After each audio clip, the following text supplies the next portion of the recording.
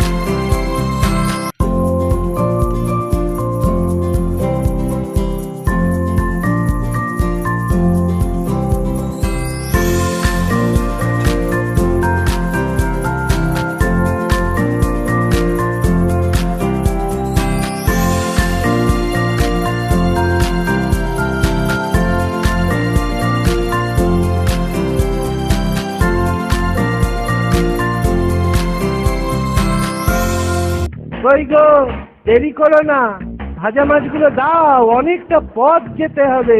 দিচ্ছি বাবা, দিচ্ছি। এই নাও। এ কি করছো? খুঁটে মারছো কেন? লুকিয়ে নিতে হবে তো। যাক বাবা, রওনা দিয়ে এবার। তৈরি থেকো গিন্নি।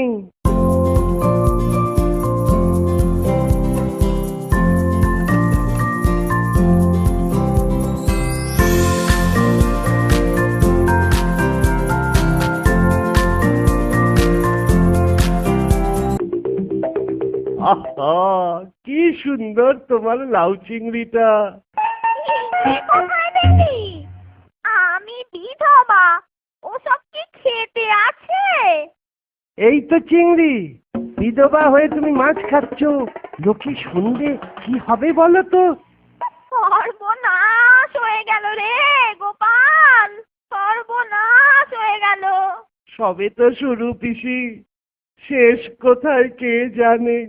তবে হ্যাঁ, আমি ছাড়া আর কেউ দেখেনি এই রক্ষে।